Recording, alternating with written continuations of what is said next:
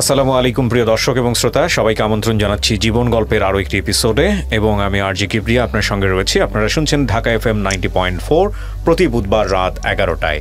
অনেকেই বলেন সিক্রেটস অনুষ্ঠানটা কি হচ্ছে না? জি না, সিক্রেটস অনুষ্ঠানটা বন্ধ হয়ে গেছে এবং এটা ভবিষ্যতে আর চালু হবে কিনা সেটা আপনারা ভবিষ্যতে জানতে পারবেন।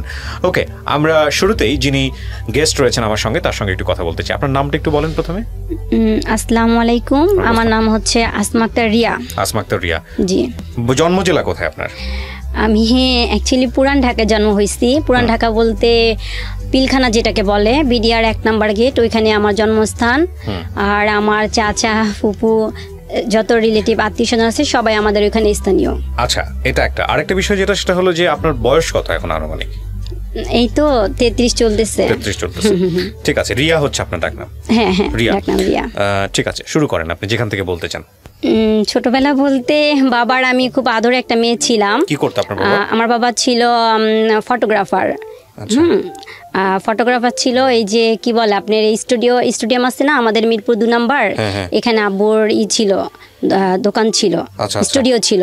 হ্যাঁ, আর আমাদের পুরান ঢাকার আমাদের যে পিলখানা যেটা বলে বিডিআর 1 নম্বর গেট, ওইখানেও আমার আব্বুর দোকান ছিল। আচ্ছা। তো আমার আব্বু মারা গেছে 2002-এ। তো আব্বু যখন মারা গেছে, মারা যাওয়ার পর থেকে এটা বোঝাই যায়, মানে কি বলবো, একটা বাবা থাকে সংসারের সবচাইতে মানে একটা ছায়া। কয় ভাই বোন ছিলেন আপনারা? আমরা 2 ভাই 2 বোন। আপনি বড় সবার? না, আমি টুইন। আমি আর আমার ছোট ভাই হচ্ছে টুইন। আচ্ছা আচ্ছা, আপনারা 1 ভাই 1 বোন হচ্ছে টুইন, জমজ যেটাকে বলি আমরা। হ্যাঁ, বলেন। আমি যখন ক্লাস 9-এ পড়ি তখন আমি আসছিলাম মিরপুরে বেড়ানোর জন্য আমার বোনের বাসায়। বোনের বাসায় বেড়াতে আসছিলাম। তো ওর সাথে আবার শাহালি প্লাজা মার্কেটে আমি যাই আমার বড় বোনের সাথে। হ্যাঁ, বড় বোনের সাথে মার্কেটে যাই। তখন আমার হাজবেন্ড, যার সাথে মানে আমি এখন সংসার করতেছিলাম এতটা বছর, তার সাথে আমার একটা ইয়েতেই দেখা হয়, শপিংয়ে দেখা হয়। তো ওই বসা ছিল। তো আমার বোনের সাথে আমি যখন ওই যে কসমেটিক এগুলো কিনতেছিলাম তখন ও আমাকে ফলো করে আর কি। তো তখন বয়সটা তো অনেক কম, ঠিক আছে। তো ওই সময়ে একটা মানুষের কি প্রথমের একটা চাওয়া, মানে চাওনি অন্যরকম থাকে ওই বয়সটার মধ্যে, ঠিক আছে। আচ্ছা, কে আপনাকে ফলো করতেছিল? দোকানে, মানে ওই যে দোকানে আমি আমার বোনের সাথে যখন যে কেনাকাটা করতেছিলাম না, ওইখানে বসা ছিল ছেলেটা। কেউ একজন আপনাকে ফলো করতেছিল, যেটা আপনি পরবর্তীতে জেনেছেন? মানে ও আমার সাথে একটুখানি কথা কাটাকাটিও করে। যেমন আমি পারফিউম করতেছিলাম যখন আমার বোনের সাথে কিনতেছিলাম যখন, তখন আমাকে বলতেছে যে আপনি কিভাবে জানেন এই পারফিউমটা। ও আর কি মানে আমার সাথে একটা কথা বলার জন্য মানে ইস্যু তৈরি, মানে করতেছে, মানে কিভাবে কথা বলা যায়। তো আমি বলতেছি আপনি কি দোকানদার যে আপনি আমার সাথে কথা বলতেছেন? আমি আপনার সাথে কথা বলবো কিসের জন্য? যে দোকানদার তার সাথে কথা বলবো, আর আমি আপনার সাথে কেন এই জিনিসটা নিয়ে করবো? বলে আমাকে বলতেছে বলেন না আপনি, ভালো লাগতেছে তো আপনার কথা। তো আমি ভালো লাগলেই তো আপনার সাথে আমি কথা বলবো না? তো আমার বোনকে বলতেছি কি চলো আপু এখান থেকে চলে যাই, এখান থেকে আর আমাদের কেনাকাটার কোনো দরকার নাই, ঠিক আছে। তো যাই হোক, ওইখানেই সমাপ্তি। এরপরে দেখলাম আমি তো ওই সময় আমার স্কুল ছুটি ছিল দেখে আমার বোনের বাসায় বেড়ানোর জন্য আমার আসা আর কি, পুরান ঢাকা থেকে মিরপুরে আসা। তো ওই তখন দেখলাম যে ঠিক একদম আমার বোনের বাসার যেখানে সেখানে কয়েকটা দিন খালি ঘোরাঘুরি করতেছে। তা আমি ভাবলাম যে এই ছেলেটা আমার তো মানে সেন্সে আসি না ওরা কোথায় দেখছি, মানে আমি এটা বাদ দিয়ে দিচ্ছি। কিন্তু ওর যে টার্গেট ছিল, ওই ছেলেটা যে টার্গেটটা ছিল আমাকে মানে দেখার জন্য ও আসতো। তো এরকম কয়েকদিন দেখার পর আমার কাছে কেমন যেন একটা লাগলো যে কি ব্যাপারটা কি, ও এরকম আসতেছে করতেছে। তো একদিন আমার বোনের বড় মেয়েটা, ও ভাগ্নি, ওকে নিয়ে আমি আবার নিচে নামছি। তো আমাকে দেখা ও কথা বললো আর কি যে আপু সেদিনকার যে ইটা করছি না, এই জন্য আমি সরি বলার জন্য আমি আসছি। তো সে হয়েছে তো এইটা বলার জন্য কি আপনি এতদিন ঘুরতেছেন? তো ও বলতেছে কি যে হ্যাঁ আসলে আপনার সাথে খুব মানে মিসবিহেভ করে ফেলছি, তো এই জন্যই আপনি কি মাইন্ড করছেন? আমি কি না মাইন্ড করব না। ছেলেটা বলতেছে। আচ্ছা, কত সালের ঘটনা এটা? এটা হচ্ছে আপনার আমাদের এই যে গ্রেনেড হামলা হইলো না, সেই সময়কার ঘটনা। হ্যাঁ, আচ্ছা আচ্ছা। তারপর হ্যাঁ, তার কিছুদিন পরেই তো গ্রেনেড হামলাটার এটা হইলো। আমি এই যে পুরো বাংলাদেশের কথা বলতেছিলেন। হ্যাঁ, তারপর তো আচ্ছা ঠিক আছে। তো আমাকে বলতেছে কি যে আমি আপনার কোনো একটা সেল নাম্বার নিতে পারবো? তো আমি বলতেছি কি যে আমি তো এখন এই সময় কোনো সেল টেল আমি ইউজ করি না, আর কিভাবে দিব, এটা দেওয়া সম্ভব না। আপনার কাছ থেকে চেয়েছে? হ্যাঁ হ্যাঁ। তো আমি বলছি যে আমার কাছে তো কোনো মোবাইল নাই, আমি কিভাবে দিব? তো আমি বলছি কেন, যে আপনার বোন আছে না, বোনের যেহেতু ম্যারিড, আপনি ভাগ্নি আছে, বোনের নাম্বারটা আমাকে দেন। তো আমি তখন ওই কাটায় গেলাম, ওর সাথে কথা টথা বললাম না। ওমা আবার দেখি আবার সেই একই অবস্থা, আবার ঘুরঘুর করতেছে। তো ব্যাপারটা এমন হয়েছে না, তখন কেমন যেন নিজের প্রতি নিজেরও একটা অন্যরকম একটা ফিলিংস একটা কাজ করলো আর কি, যে ছেলেটা আসতেছে ঘুরঘুর করতেছে, যাক ওর সাথে একটুখানি কথা বলি আর কি। এইভাবে একটু কথা বললাম, কথা বলার পর তো আমি আবার কি করলাম, আমার বোনের নাম্বারটা দিইনি, আমি দিচ্ছি আমার এক ভাবির নাম্বার। ভাবি বোনের নাম্বার তো দেওয়া যায় না, কারণ বোন যতই হোক। আপনি নাম্বার দিয়েছেন মানে তার মানে আপনার তাকে কোনো না কোনো ভাবে ভালো লেগেছে। হ্যাঁ হ্যাঁ, আমি তাকে নাম্বারটা দেই। কোন ক্লাসে পড়েন তখন আপনি? ক্লাস 9 এ? ক্লাস 9 এ। আচ্ছা। তো আমি তাকে নাম্বারটা দেই, নাম্বারটা দেওয়ার পর ভাবিকে বলি, ভাবি এরকম এরকম এই ছেলেটা এরকম করে, তো আমি আসলে বুঝতে পারতেছি না, তোমাদের এইখানে বেড়াইতেও আসলাম, আবার এই ছেলেটা আমাকে এরকম করে, যাক। তো আমাকে আমার ভাই বলেছে, এই তুমি পুরান ঢাকার, তোমাদের ওইখানেই তো আরো বেশি এইসব। তাই আমি বলেছি কি, আব্বু তো অনেক কড়াকড়ি, আর আমাদের ফ্যামিলিটা অনেক কড়াকড়ি ছিল, এই মানে প্রেম প্রীতি ভালোবাসার দিকে কখনো মানে আমরা ওই দিকে যাওয়ার মতো কোনো চেষ্টাও করতে পারি নাই। তো যাই হোক, তো এইভাবেই মানে আগায় যেতেছে। তো ভাবিকে ফোন দিত, ভাবির সাথে কথা বলতো, ভাবির সাথেই আদান প্রদান হইতো, আমি কবে মিরপুর আসবো, কবে ওর সাথে দেখা করব, এইভাবেই চলতেছিল। হ্যাঁ, তো যাই হোক, ও প্রস্তাবটা পাঠায় আমার এই ভাবির কাছেই, ঠিক আছে। তো ও তখন আপনি গিয়ে ইয়েতে জব করতো, এই গ্রামীণ ফোনে। হ্যাঁ, গ্রামীণ ফোনে জব করতো, ওর ইউনিফর্ম পরা ছিল, ওই জব করতো ভালো, তখন মোটামুটি ভালোই চলে। তো ও তো আমার চেয়ে অনেক সিনিয়র ছিল, ভালো সিনিয়র ছিল। তো বিয়ের প্রস্তাবটা দেওয়ার পরে আমার আম্মার কাছে আমার ওই ভাবি জানায়, তো বলতেছে যে এরকম যে আসছে, বিয়ের প্রস্তাব আসছে, তো খালাম্মা যেহেতু ভালো, তাহলে আসেন আমরা করাই। তো এর মধ্যে হয়েছে কি, ও ভাবিকে এমনভাবে কনভিন্স করে ফেলছে যে আমাকে ছাড়া বাঁচবেই না। ব্যাপারটা এমন হয়ে গেছে, ঠিক আছে। এইভাবে তো হাত করে, ভাবিদের হাত করে, তারপরে ক্লাসমেট যদি থাকে কেউ ওইভাবে করে হাত করে, এইভাবে করে তো কনভিন্স করার চেষ্টা করতেছে। হ্যাঁ হ্যাঁ। তো ভাবিকে তো পুরোপুরি, ভাবি তো আমার যতটুকু আমার দিকে আসবে তার চেয়ে বেশি গেছে ওর দিকে টানটা। তো ভাবি দেখছে যে আসলে তো অনেক পাগল আর এরকম, তো আসলে মানে ভালোই হবে, ঠিক আছে। তারপর এতটা পাগল, আমিও ভাবির কাছে ফোন দিতাম, তখন কি করতাম, ওই ফোন ফ্যাক্স থেকে ফোন দিতাম ভাবির কাছে, মানে টিফিনের টাকা জমায়া তখন ফোন টোন দিতাম, যে ভাবি কি খবর, ওর কোনো খবর নিউজ আছে এই সেই। হ্যাঁ, ভাবি বলতো যে এটা বলছে ওইটা বলছে, এই কথাগুলি হইতো আর কি আমার এই। তো যাই হোক, বিয়ের ব্যাপারটা আপনার ফ্যামিলি কিভাবে নিল, রাজি হলো? তারপর রাজি হইলো, রাজি হওয়ার পরে আমাদের বিয়েটা হইলো, মানে মোটামুটি ঘরোয়া টাইপের। মানে আপনার ফ্যামিলি রাজি হয়েছে? ওই সময়টাতে কি করতো, কোনো কিছু করতো ছেলে? হ্যাঁ, তখন ওই ফোনে জব করতো। ফোনে জব করতো? হ্যাঁ হ্যাঁ। কি হিসেবে ছিল ও? মানে আমার কাছে তো বলছে গ্রামীণ ফোনে জব করতো, এতটুকু জানি, বাট আমার ওর কোনো ভিজিটিং কার্ড ছিল না, ঠিক আছে। ও কোন মানে লেভেলে ছিল সেটাও আমাকে বলে নাই, আর তখন আমি বুঝতেও পারতাম না, বললেও আমার কাছে লাভ ছিল না, কারণ তখন তো আমি বুঝতাম না যে মানে একটা মানুষের লেভেলটা গেলে তার ইটা কি হয়ে দাঁড়াইতে পারে, ঠিক আছে। সে ম্যানেজমেন্টে আছে নাকি, মানে আছে না অনেক ধরনের, অনেক রকমেরই। তো যাই হোক, তো এইভাবেই গেল। তো বিয়েটা হওয়ার পর, কত সালে বিয়ে হলো আপনাদের?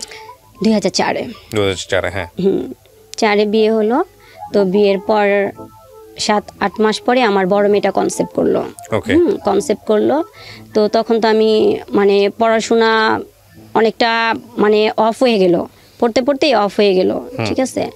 তো ও হওয়ার 5 মাস আগে, বড় মেয়েটার 5 মাস আগে আমি যে বাসায় ছিলাম, যে বাড়িতে ছিলাম, ওই বাড়িওয়ালার ছেলে একটা মেয়েকে নিয়ে চলে গেছে, ঠিক আছে। তো আমার বেলকুনি থেকে না, ওই যে মেয়েটাকে নিয়ে চলে গেছে আমাদের বাড়িওয়ালার ছেলে, ওই মেয়েদের বাড়িটা আমাদের বাড়িটা পাশাপাশি ছিল।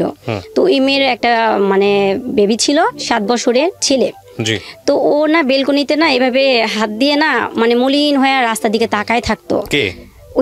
ওই যে মেয়েটা চলে গেছে আর কি। আপনাদের বাসা থেকে?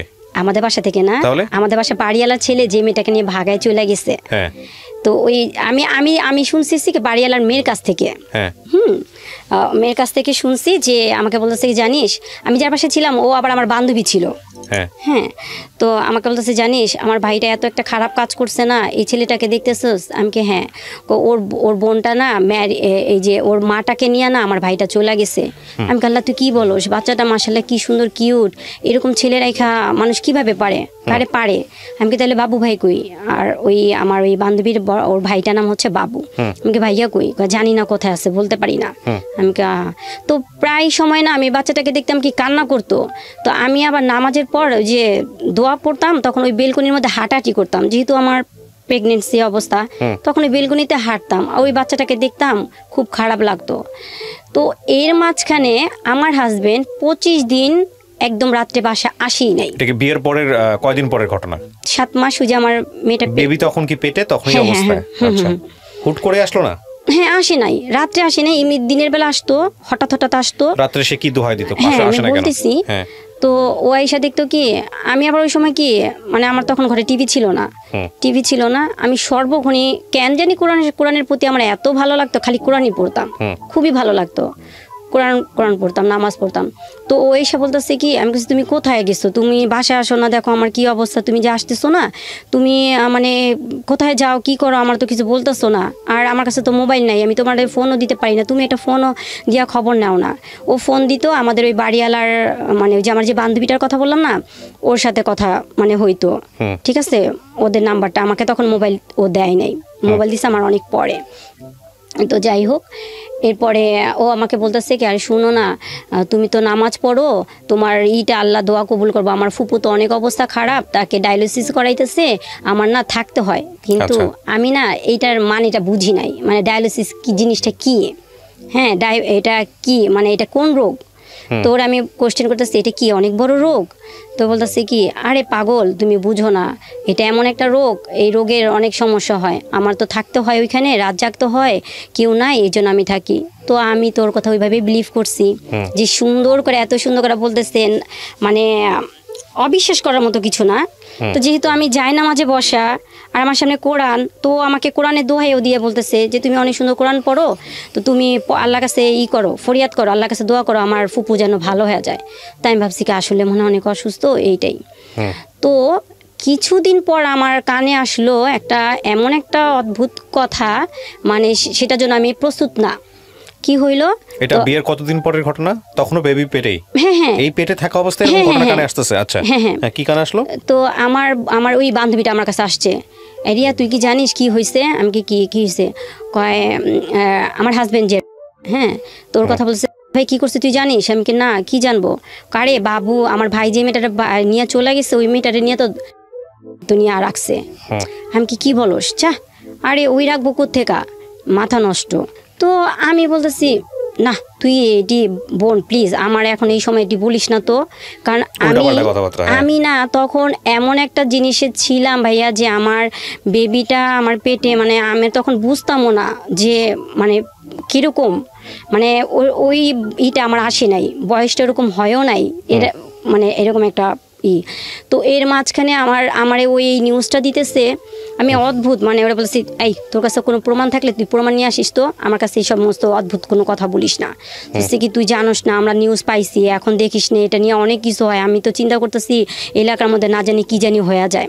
তো গেল, তো এর মাঝখানে আমার আম্মু তখন বাজার কইরা মাত্র উপরে উঠতেছে, আমি যে বাসায়, সেই বাসার রেলিং নাই, মানে আনকমপ্লিট বাড়িটা ছিল, রেলিং ছিল না, আমার আম্মু 3 তলা অলরেডি উঠে গেছে।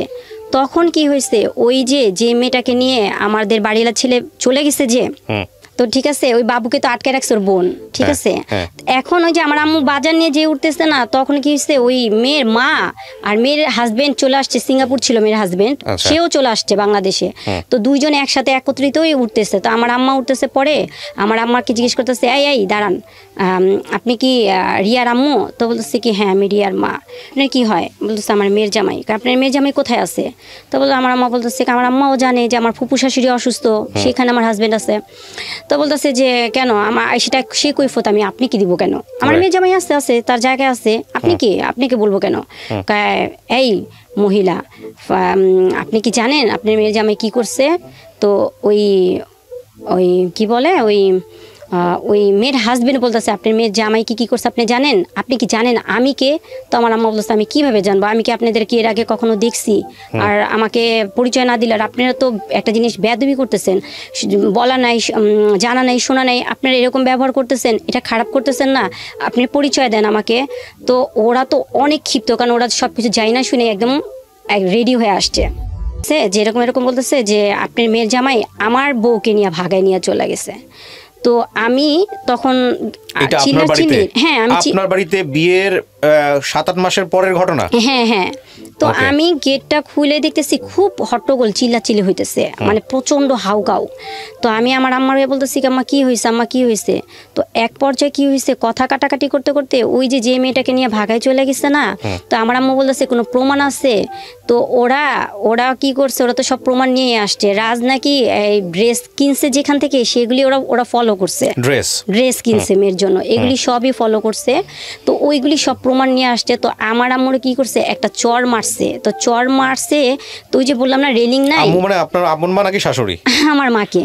আপনার মা তখন কোথায় ছিল, মানে আপনার ওখানে আপনার টেক কেয়ার করতো? আমি তো আমার টেক কেয়ার করতো। মানে আপনি কি আপনার বাড়িতে ছিলেন নাকি? হ্যাঁ আমার বাড়িতে ছিলাম, আমার মার সাথে ছিলাম। আচ্ছা তো আপনার বাড়িতে আসছে এই কমপ্লেইন নিয়ে? আচ্ছা এটা তো ওর বাড়িতে যাওয়ার কথা। তো তারপরে আমার আম্মু কি হইছে, পড়ে যেতে নিচ্ছে। তো আমার বান্ধবী ধরে ফেলছে, তো ও এখানে ট্যাকেল দিচ্ছে যে ধরে ফেলছে যে এই তো মার্ডার কেস হয়ে যেত এখন। তো ওদেরকে বলছে যে আপনারা তাড়াতাড়ি চলে যান, আপনাদের যা সমস্যা আপনারা আমাদের কাছে কমপ্লেইন জানাইতেন, তারপরে আমাদের ভাড়াটিয়ার উপরে আপনি এরকম করতেছেন কেন?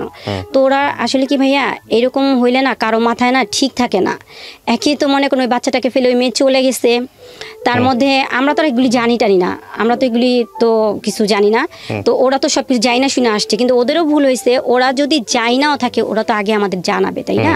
জেনে কোয়ারি করবে তারপরে। হ্যাঁ তারপরে একটা মানুষকে ব্লেম দেওয়ার আগে বা করার আগে তার তো উচিত জানানো। তো ওরা এটি কিছু করে নাই। তো যাই হোক, এরপর কি হয়েছে, ওই আমার হাজবেন্ড ওর এক ফ্রেন্ড, তো ও আবার আমাদের বাসায় আমার বিয়ের পরে আসছিল। তো আবার আমার বাসাটা আমি যেখানে ছিলাম মিরপুর 11, ওইটা বাস স্ট্যান্ডে ছিলাম।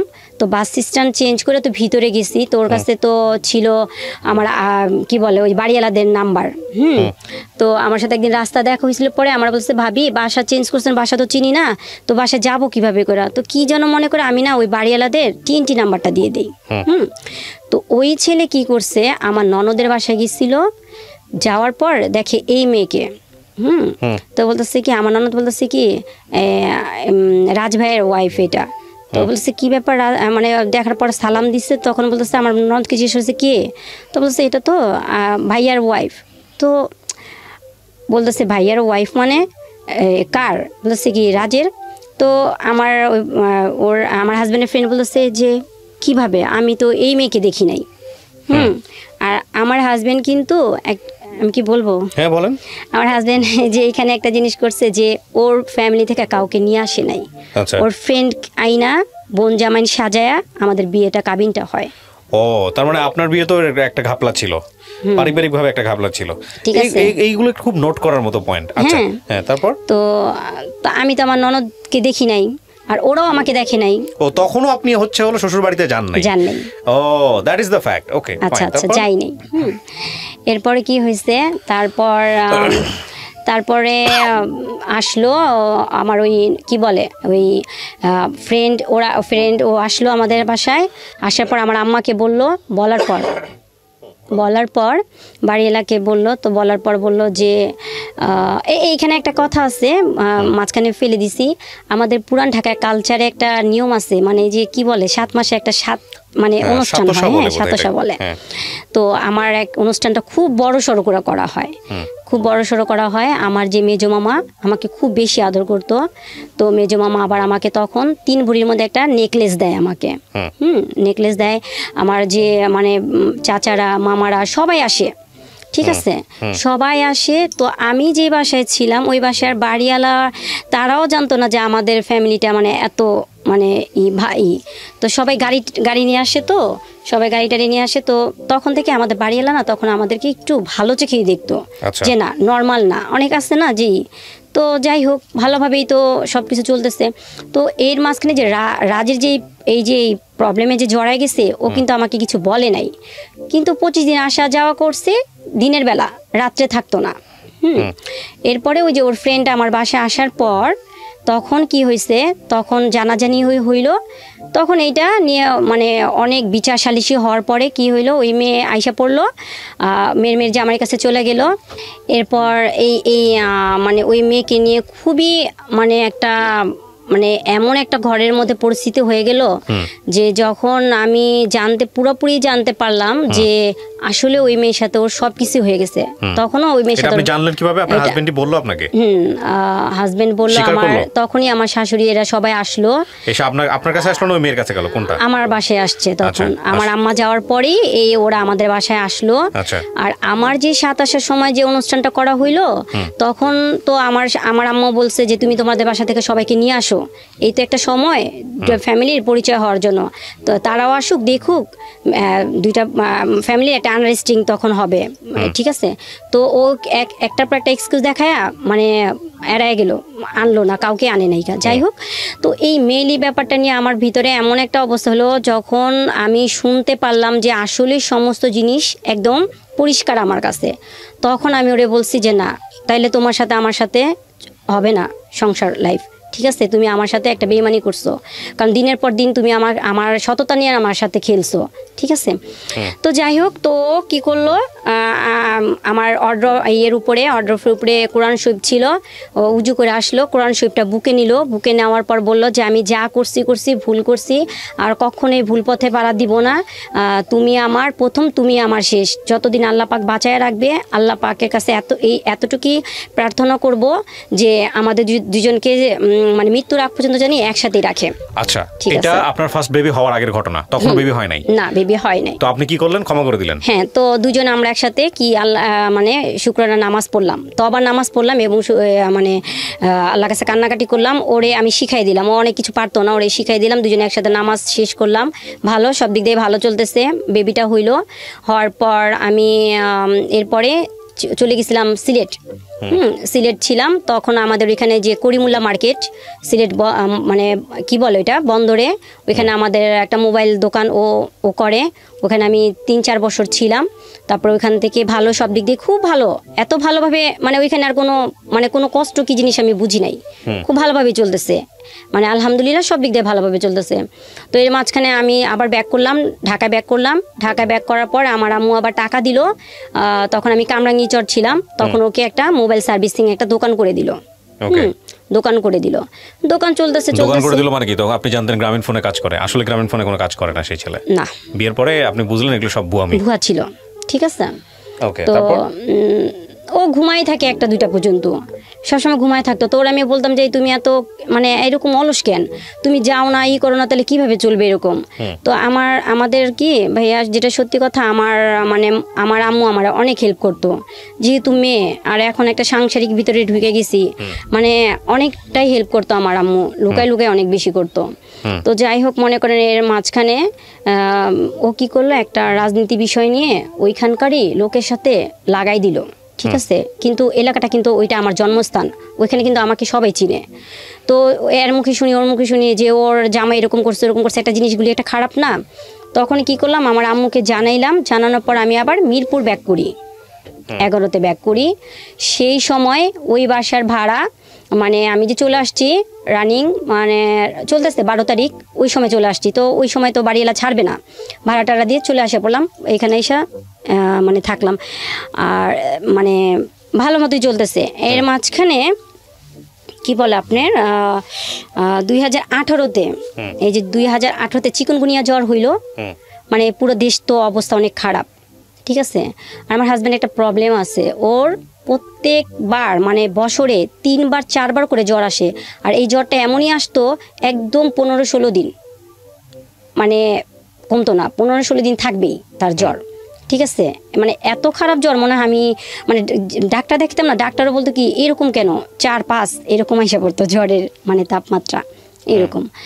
তো জ্বর আসলে না, ও একদম পুরো বাচ্চাদের যেত খারাপ করতো, দেখা গেছে ওই বিছানা নষ্ট করে ফেলতো, বমি করতো, এই বমি আসতেছে, আমি বলছি দাঁড়াও কিছু নিয়ে আসি, কিছু নিয়ে আসতে ও খাটের মধ্যেই বমি টমি করে ফেলছে, ঠিক আছে, ওগুলি আবার আমি পরিষ্কার করতাম, ওরে পরিষ্কার করতাম। তো এটা কষ্ট হইতো না? হ্যাঁ, রাগারাগি হাজব্যান্ড ওয়াইফের সাথে হবে না কেন, হবে, কিন্তু সেরকম রাগারাগি আমার সাথে ওর সাথে কখনই হইতো না। যে সে মিথ্যা কথা বলবো না, সবসময় ভালো ছিল। এরকম মনে করেন যখন যদি আমিও যদি অসুস্থ হইতাম বা আমার বাচ্চারা অসুস্থ হইতো, যদি ডক্টরের কাছে যাওয়ার প্রয়োজন হইতো, যাইতাম, যদি কোনো টেস্ট দিত, ভাইয়া বিশ্বাস করবেন না যে ইনজেকশন পুশ করার আগে টেস্টের মানে ওর ব্যথা লাগতেছে, পারে না, এত বেশি দেখাইতো আপনাকে যে ভালোবাসে, এরকম করতো। এই আপনি কি এরকম করে দিলেন কেন, ব্যথা পাইছে না, ওর ব্যথা লাগতেছে না? তখন ওই লোকটা ওই মানে ওই নার্স বলতো যে আশ্চর্য ব্যাপার, যাকে দিছি তার কিছু হইতেছে না, আপনি কেন এরকম এক্সাইটেড, মানে এরকম কেন, এরকম। আমি তো ওর বুঝাইতাম, তুমি এরকম করো কেন, তুমি একটু থাকো না, তুমি এরকম সব জিনিস নিয়ে এরকম করাটা কি তোমার ঠিক? তুমি কুল থাকো, আমার জিনিস আমি দেখবো। আচ্ছা, গেল। তো চিকুনগুনিয়া যে জ্বর, মানে যে পুরো দেশের যে ভয়াবহ অবস্থা, তখন ওর চিকুনগুনিয়া জ্বর হয়, তখন আমি ওরে নিয়ে সরোয়ার দিতে যাই। আচ্ছা, ওকে যখন আমি শরীরটা মুছিতে যাই, তখন দেখি যে ওর মানে শরীরে যে বিশেষ মানে অংশটা, সেখানে মানে এমন একটা ঘা হয়েছে, মানে দেখে আমার শরীর কাটা মানে শিহর উঠে গেছে, যেটা কি। তো ওরা আমি জিজ্ঞেস করলাম যে তোমার এটা হয়েছে, তুমি আমাকে বলবা না? তো ও আমার কি করছে, রাখো সরো, তোমার এখানে পরিষ্কার করতে হবে না। তো আমি তোমার স্ত্রী, আমি কেন করব না, তোমার প্রবলেমটা কি, আমি তো সব কিছু করতেছি। তো যাই হোক, তো সরোয়ার দিতে নিয়ে গেলাম। তো চর্ম বিভাগ যে ডক্টরটা, ওনার কাছে আমি গেলাম। যাওয়ার পরে আমি বলতেছে আপনি কি হন ওনার? আমি বলছি ওয়াইফ। তো বলছে আচ্ছা একটু ওয়েট করেন, আমি দেখি। তো উনি ভিতর থেকে দেখে আসার পরে আমাকে বলতেছে যে আপনি কি ওনার ওয়াইফ? আমি বলছি হ্যাঁ। তো বলছে ওনার সাথে কি কোনো মেয়ের কোনো সম্পর্ক আছে? তো আমি বলছি না, কি বলেন, আল্লাহ মাফ করুক, আস্তাগফিরুল্লাহ, আমি বলতেছি। তো বলতেছে তখন বলতেছি কি আপনি কি জানেন নাকি, আপনি আগে কথা বলতেছেন? আমি কি না, কেন, আমি ওর ওয়াইফ, আমি জানবো না কেন? তো তখন উনি না একটু রাগ হয়ে গেছে, ডক্টর মানুষ তো বলছে কি চেয়ারে কি আপনি বসা না আমি বসা? এখন উনি জানে কি প্রয়োজনটা ওইখানে পাইছে, আমি তো ভাই আসলে বুঝতে পারতেছি না। তো উনি আমাকে বুঝায়, তখন খুব রাগ হয়ে গেছে, যখন আমি বারবারই ওরে মানে আমি আমার দিক দিয়ে আমার হাজব্যান্ডকে আমি সাফাই গায়ে ওরে মানে ক্লিয়ার করার চেষ্টা করতেছি। কিন্তু ডক্টর তো ওনারা একটা ডক্টর মানুষ, ওনারা তো এমনি ডক্টর হয়নি, তাই না? ওনারা তো ওর প্রয়োজনটা দেখেই তো বুঝতে পারছে। তো আমাকে অনেকগুলি মেডিসিন দিয়ে দিল, কিভাবে ওয়াশ করতে হবে, কিভাবে কি করতে হবে, এবং আমাকে বলে দিল যে আপনি কিন্তু কোনো রকমই ওনার সাথে এখন মেলামেশা করবেন না, ঠিক আছে? ওনার ভিতরে যে কোনো একটা জিনিসের উনি কোথাও না কোথাও গেছে, সে খারাপ জায়গা থেকে ওর এই পয়জনটা আসছে এবং এটা হয়েছে। এটাকে আমরা এসটিডি বলি, যেটাকে বলি সেক্সুয়াল ট্রান্সমিটেড ডিজিজ, যেটা ডাক্তার উনি বললো, ওনার কথা যদি সত্য হয়ে থাকে আর কি। হ্যাঁ, ঠিক আছে। তো যাই হোক, তো আমি খুব মানে বাসা আসার পর না আমার ভিতরটা মানে তারপরেও নিতে পারতেছিলাম না যে ওই কিরকম করে। হ্যাঁ, আমি আমার মতো করে নর্মালি ভাবে সুন্দর করে ওরে ড্রেসিং করাইতাম, তারপরে কুলারটা ছাইরা দিতাম, ঘরে বাচ্চাদের অন্য রুমে রাখতাম ওর মতো, কারণ ওরে যখন ওয়াশ করাইতাম না তখন অনেক জ্বালা পোড়া করতো, প্রচন্ড জ্বালা পোড়া করতো। তো ওরে ফ্যানের বাতাসে ওইটা আমি আবার করতাম, তখন আমি বলতাম তোমার কি খারাপ লাগতেছে? জিজ্ঞেস করতেন না ওকে যে কেন তুমি, তোমাকে ডাক্তার এটা কি বললো? হ্যাঁ, ওরে আমি বলতাম, তো বলতো কি আরে তুমি জানো না ওই ডাক্তাররা সাইকো, তো মানে উল্টা পাল্টা তোমার, মানে ও কিন্তু আমাকে একটা অন্ধকার জগতে আটকায় রাখছিল ভাইয়া, ঠিক আছে? মানে আমি তো কখনো একা চলাফেরা করি নাই, ও আমাকে সব জায়গায় নিয়ে গেছে। রাস্তা পার কি জিনিস আমি এখন হয়তো বা এখন করতেছি, কারণ আমার অনেকটা কষ্টে সংগ্রাম করে চলতেছি, তো এখন আমি একটু চলাফেরা শিখছি, কিন্তু আগে কখনো আমাকে ও একা ছাড়ে নাই। তো যাই হোক, তো ওইভাবে করে দিন কাটলো ভালোই, ও মানে সুস্থ হইল। কিন্তু এই যে ওর পিছনে যে এতগুলি টাকা, সমস্ত টাকা আমার আম্মু দিছে খরচ, ঠিক আছে? সমস্ত টাকা আমার আম্মু দিছে, মানে যত কিছুই মানে আমার ঘরের বাজার সদাই যা লাগতো, কারণ ও তো বসা, ও তো এমনি বসা, কোনো ইনকাম নাই, কোনো কিছু নাই। হ্যাঁ, আর আমার আম্মুর কিন্তু এটা সেকেন্ড ম্যারেজ ছিল। আমার আম্মু যে যুক্তরাষ্ট্রে থাকে, আপনি আমাকে কোশ্চেন করতে পারেন কিভাবে গেল। আমার আব্বু মারা যাওয়ার পর আমার আম্মু দেখতে অনেক সুন্দর মাশাআল্লাহ, তো তাকে কি আমরা এইভাবে বসে রাখবো? তো আমরা আমাদের সব ভাই বোনের মিলিতভাবেই কিন্তু আমরা তাকে বিয়েটা করাই দিই। তো ওই আঙ্কেলও মারা গেছে, উনি মারা গেছে 18-তে মারা গেছে, 18 শেষের দিকে মারা গেল। তো যাই হোক, তো আমার হাজব্যান্ডকে আমি সুস্থ করলাম। সুস্থ করার পর আমার কি হইলো, আমি একটু সাময়িকভাবে একটু অসুস্থ হইলাম। কি হয়েছে, আমার সিস্ট হয়েছে। সিস্ট হইলো। এরপরে আমি আমার ছেলেটা পেটে আসলো, 2টা মেয়ের পর পেটে আসলো। তো আমাকে আমার ভাবি তারপরে আমার অনেকেই কিছু কিছু আমল দিছে ছেলে হওয়ার জন্য। তো আমি একদম সুন্দর সব আমলগুলি আমি করলাম। তো এর মাঝখানে কি হয়েছে, যখন ও 4 মাস, আমার বেবিটা 4 মাস আমার পেটে, হ্যাঁ, তখন হঠাৎ করে দেখি কি আমার হাজবেন্ড 4 দিন বাসায় আসলো না। তো বাসায় আসলো না, আমি তখন ওরা জিজ্ঞেস করতেছি যে আসলো না, ফোনটাও বন্ধ, ওর ফোনও পাইতেছি না, ওর ফোনটাও পাইতেছি না। ফোনটা একবার চালু হইতেছে, আবার বন্ধ হইতেছে, আবার বিজি করে রাখতেছে, আবার ব্ল্যাক লিস্ট করে ফেলতেছে। মানে অদ্ভুত, মানে এগুলি না আমার ব্রেনটার মধ্যে এমনভাবে মানে এফেক্ট করছে। কারণ আমার বেবিটার সময় না ভাই আমি অনেক সিক ছিলাম, মানে এত পরিমাণে সিক ছিলাম, মানে আমি বুঝাইতে পারবো না ভাইয়া। যে আমাকে ওরে বলছিল যে মানে হ্যাঁ ওনার শরীর অনুযায়ী বেবিটা বড় হয়ে গেছে, তো সাপোর্ট নিতে পারতেছে না। আগে 2টা তো ঠিক আছে, তো একটা বেল্টই না ওনাকে দিবেন, তো আমাকে বেল্টটা হয় না, দেয়নি। আমি ওর না প্যাঁচে প্যাঁচে যতটুকু পারছি সেফ রাখার জন্য, যে আমার সেলাই যাতে না ছিঁড়ে যায়, ঠিক আছে। তো এর মাঝখানে ও যে এই কাজটা করছে না, আমার খুবই খারাপ, মানে মেন্টালিটি খুব আঘাত করছে। তো 4 দিন 5 দিন পর আসলো, আসার পর পুরো নর্মালি এখানে আমি আমার ননদের হাজব্যান্ডকে জানাইলাম, ওদের সবাইকে জানাইলাম। ওরা বলতেছে থানায় জিডি করব। কোন হিসাবে জিডি করব? এটা তো কোনো কিছু আমি পাইতেছি না। আসলে ভাবি কার সাথে গেছে, আমি না ভাইয়া ওর কোনো ফ্রেন্ডের সাথে কথা বলতাম না, হ্যাঁ, ওই পর্যন্ত হাই হ্যালো ব্যাস সালাম দিতাম ওই পর্যন্ত। কিন্তু একটা আছে না, মানে ওর ফ্রেন্ডের সাথে কথা বলবো বা ওই কি করে না করে এইরকম কোনো টার্গেটটা আমার ছিল না। আচ্ছা, ছিল না। তো আমাকে সবাই জিজ্ঞেস করতেছে কিভাবে কি করা যায়। তো আমার আম্মা বারবার ফোন দিতেছে, মা তুমি তোমার দিকে তাকাও, বাচ্চার দিকে তাকাও, যেহেতু তোমার 2টা মেয়ের পর ছেলে আসতেছে, তুমি তো তোমার আব্বুকে হারাইছো, তো তোমার তো বাবা আসতেছে, তুমি এইখানে খেয়াল করো। তো যাই হোক, তো আসলো, আসার পরে সে নর্মালি ওয়াশরুমে চলে গেছে। 4 দিন পর আসার পর সে ডাইরেক্ট ঘরে ঢুকেই ওয়াশরুমে চলে গেল। তো আমি তখন আর ওর সাথে কোনো কথা বলি নাই, কেন ওর মতো ওরে ছেড়ে দিচ্ছি। এরপরে মাঝখানে আমার অবস্থাটা খুবই খারাপ হয়ে গেল। আমি ডক্টরের কাছে গেলাম, আমার ব্লাড টেস্ট আসলো, হিমোগ্লোবিন পয়েন্ট চলে আসছে 7। তো আমাকে বলেছে আপনি কিন্তু ডোনার ঠিক রাখেন, আপনি কিন্তু পজিশনটা কিন্তু খুবই মানে ক্রিটিক্যালি পর্যায়ে চলে আসছে। আর আমার হাজব্যান্ডকে বললো আপনি একটু স্ট্রিক্ট একটু সময় দিয়েন, যেহেতু আমার রেগুলার উনি ডক্টর, সবসময় ওনার কাছে আমি দেখাই। তো ওকে বলে দিল যে আপনি কিন্তু ওনাকে কিন্তু ভালো মতো টেক কেয়ার করবেন, ওনাকে কিন্তু কোনো রকম মেন্টালিটি কিছু প্রেশার দেওয়া যাবে না, কারণ ওনার কিন্তু প্রেশার আপ ডাউন করতেছে, এতে কিন্তু বাচ্চার সমস্যা হয়ে যাবে। আচ্ছা গেল। তো এর মাঝখানে ও ঘরে ঢুকে কথা বলতেছে, কার সাথে কথা বলছে আমি জানি না। তো আমার রুমে থেকে আমি এক রুম থেকে আরেক রুমে আসলাম, ও আমাকে দেখা রীতিমতো এমন একটা বিহেভ করলো, আমাকে বলতেছে কি মানে আমি বুঝলাম না, তুমি আসলে এরকম অশিক্ষিত মানুষ অশিক্ষিতর মতোই কাজ করে। আমি কি করলাম, আমি তুমি যে ঘরে ঢুকছো তুমি নক করে ঢুকবা না, তুমি এরকম করে ঢুকলা যে। তো আমি বলছি কী ব্যাপার, এটা তো আমার রুম, তো ঢুকলে কি হয়েছে, সব ঘরগুলি আমি গুছাই না, আমি তোমার কাছে আসছি। তো আমার শরীরটা না ভাইয়া খুব খারাপ লাগতো ওই সময়টা, মানে খুবই খারাপ যাইতো, মানে শরীর ব্যথা করতো, মানে কীরকম শুধু ওর তো কি করলো, উইঠাই ওর কানে থেকে হেডফোনটা ছিঁড়া ফেলাই দিল, মোবাইলটারে মানে ছুঁড়া মারলো, খাটের উপরে যেয়ে পড়লো।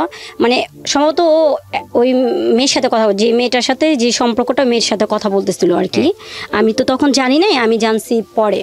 তো তখন ওরে আমি বলছি দেখো তুমি আমার সাথে তো এই ব্যবহার করা ঠিক না, এই সময় তোমার কিছু একটা হয়েছে, বলো না আমারে কি হয়েছে বলো, আমি তোমার কোনো দিক দিয়ে বিরক্ত করছি, করলে আমারে মাফ করে দিও, তুমি ইম্পর্টেন্ট কথা বলতেছিলা তাহলে আমাকে তুমি বলতা, তাহলে আমি আসতাম না। তো আমি আর বলতে পারি নাই যে আমার একটু তোমার কাছে না থাকতে ইচ্ছা করতেছিল, এই জন্যই আসছি, কিন্তু সেটা আমি বলি নাই।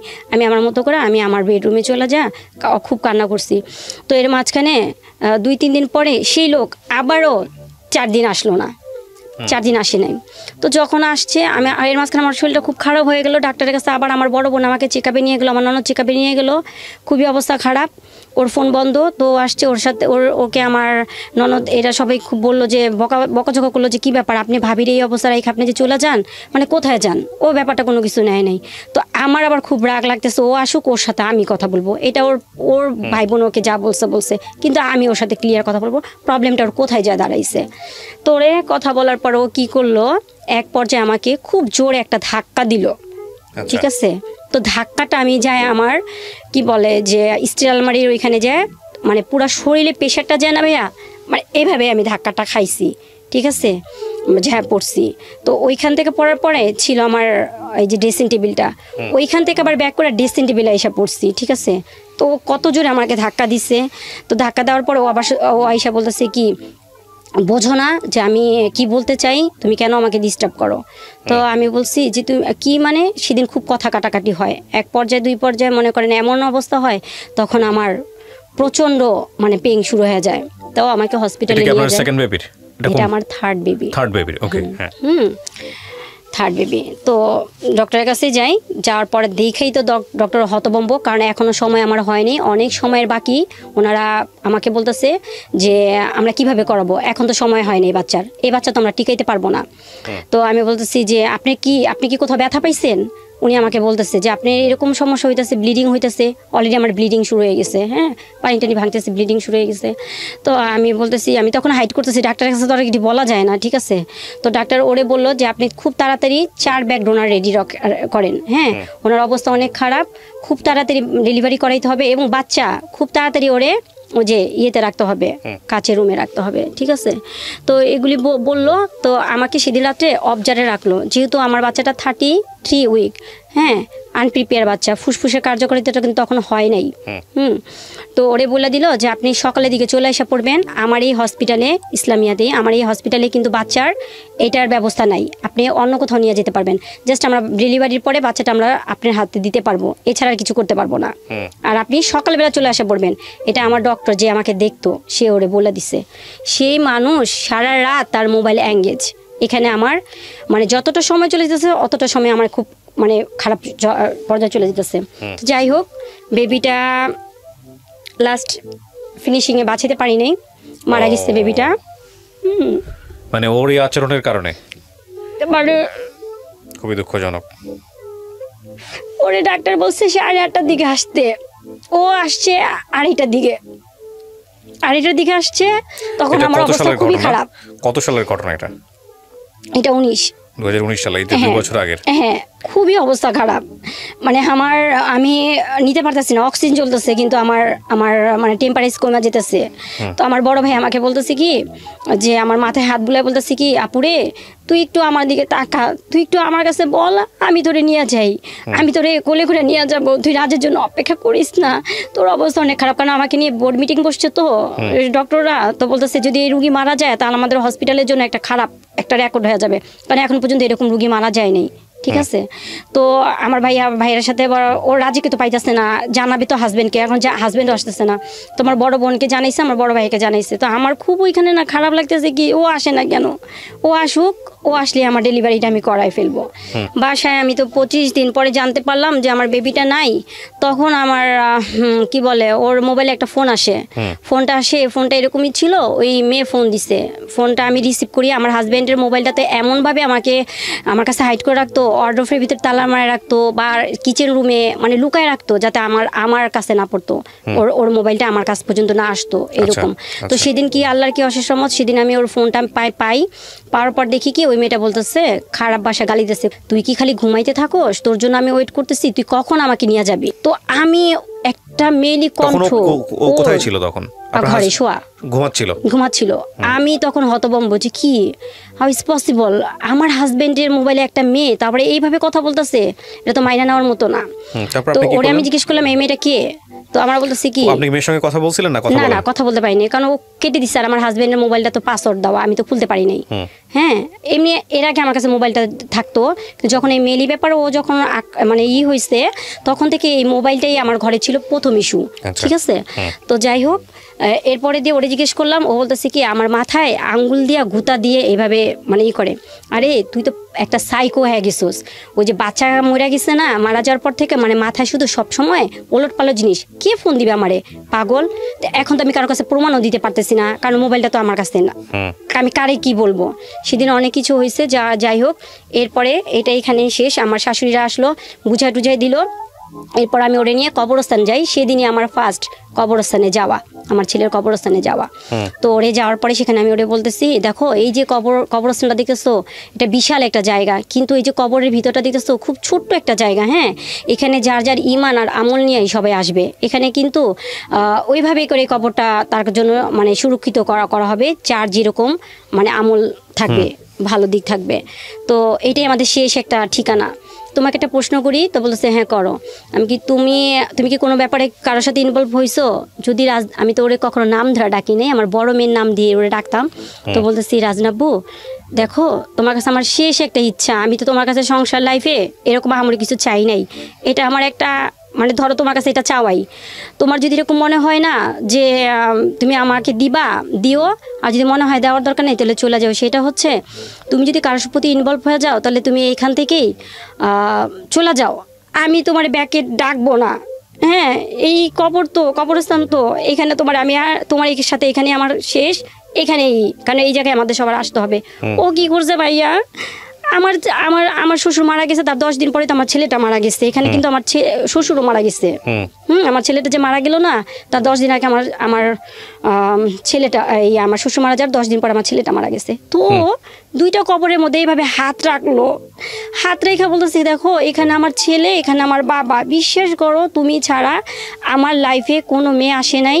আর এই আমি দুইটা কবরের মধ্যে হাত রেখা বলতেছি, এই কসম খাইতেছি, তুমি আমার বাচ্চাদের কাছ থেকে আমার দূরে সরাই দিও না, আমাকে তুমি দূরে করো না, আমাকে তুমি আর একটা সুযোগ দাও, আমার যা হয়েছে আমি ওইটা শেষ করে দিচ্ছি। হ্যাঁ, তো আমি ওরে বিশ্বাস করলাম, বিশ্বাস করার পরে ওরে আবার সে আগের মতো ঘরে জায়গা দিলাম। কিন্তু এরপর থেকে শুরু হইতে থাকে মানসিক নির্যাতন, শারীরিক নির্যাতন, মানে মেন্টালিটি এইগুলি কি আমি দেখতেছি। মেয়ে অনবরত ওকে ফোন দিতেছে, ও ফোনে কথা বলতেছে, আবার আমি ওকে জিজ্ঞেস করে বলতেছে যে না তুমি কি দেখো, এটা তুমি ভুল দেখতেছো। কিন্তু ওই যে প্রবলেমটা আমাদের কোথায় তা জানো ভাইয়া। তারপরে কিছুদিন পরে দেখলাম ওর মানি ব্যাগে একটা লাভ লেটার, ঠিক আছে, ওইটা নিয়ে একটা শুরু হইলো দ্বন্দ্ব। এটা কি? তো বলতেছে এটা কি, আমি জানি না তো এটা কি, তারিখ ডেট সব দেওয়া, মানে কিভাবে লিখছে, মানে একটা ইয়াং জেনারেশনের ছেলে মেয়ে যা লেখে আর কি, সেভাবে ওয়ার্ডগুলি ওখানে লেখা করা।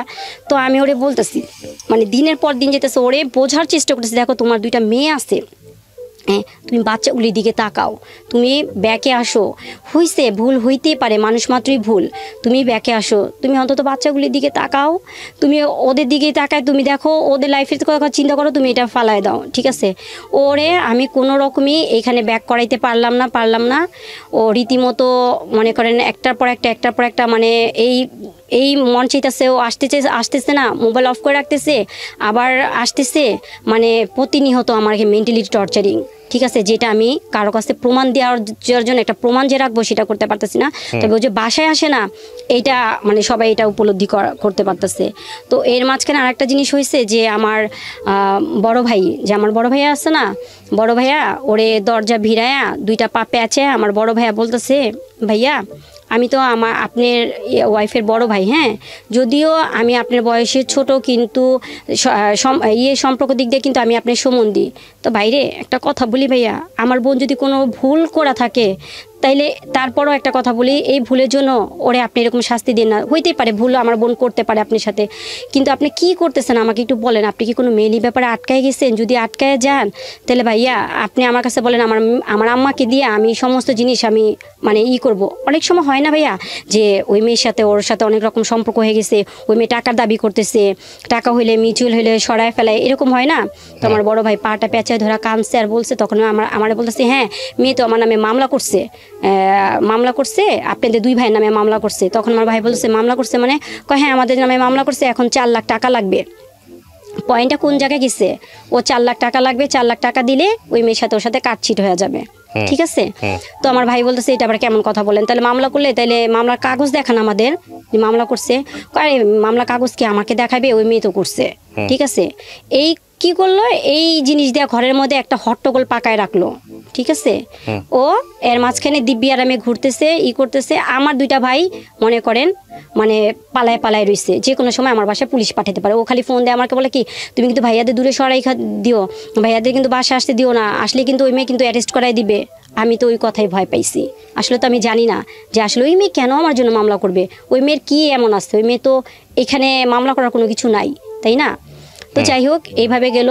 তো গত রোজায়, এই তো রোজা আসতেছে, গত রোজায় আমার বাসায় বাড়িওয়ালা যে ওনার সাথে আমরা বসার পরে রাজে কি আমার হাজবেন্ড ও কি করলো, থানা থেকে একটা জিটি কপি আনলো ওই মেয়ের নামে, হ্যাঁ, যে দেখো আমি ওই মেয়ের সাথে আমার সাথে কোনো সম্পর্ক নাই, এই যে আমি জিটি কপি তোমাকে দেখাইতেছি আনছি, আমি তোমার সাথে সংসার করতে চাই আর তুমি এটি বাদ দাও। হ্যাঁ, তো ঠিক আছে, ভালো কথা। আমাদের ঘরোয়াভাবে সবাই মিলা বৈশা টুইসা সুন্দর করে ওর হাতে আবার আমাকে বুঝাই দিল, আমার ভাইটাই সবাই বুঝাই দিল। তো আমি আমার শাশুড়ি বাসায় গেলাম। সেখানে যাওয়ার পর ভাইয়া দেখি রাত্রে মেয়ে ফোন দিছে ওরে যে তুমি কি ঘরে ঢুকেই কি আমাকে ভুলা যাও। তখন আমার শাশুড়িকে যে আমি আবার কান্না করতেছি, আম্মা দেখেন আপনারা তো আমাকে বুঝে নিয়ে আসছেন, দেখেন আপনার ছেলেকে আবার দিচ্ছে, এই যে দেখেন মেসেজ দিচ্ছে, আমি মেসেজ দেখছি। তো যা বলতেছি কি মা ওর আসলে কি মাথাটা নষ্ট হয়ে যেতেছে গা, ও আসলে বাচ্চার শোকে না ও আমারে পাগল বানায় ফেলতেছে। ঠিক আছে, কিন্তু আমি পাগল না, আমাকে পাগল বানাই দিতেছে ও। ঠিক আছে, তো যাই হোক ওইখানে এরকম করতে করতে আমি 15 দিন কোনো রকম কাটাইলাম ওর সাথে। ওইখানে কাটানোর পর আমি বাসা চেঞ্জ করি। হ্যাঁ, বাসা চেঞ্জ করি, আমি যে বাসায় ছিলাম ওই বাসাটা চেঞ্জ করে আমি আরেকটা বাসায় আমি যাই। আম্মা টাকা দিল, বাসায় যাওয়ার পর ওই বাসায় গিয়ে যাওয়ার পরে ভাইয়া আমার বড় মেয়েটাকে আর আমাকে মনে করে, আমার বড় মেয়েটা তো বাবার এই জিনিসটা দেখছে হাত ভরা মেহেদি।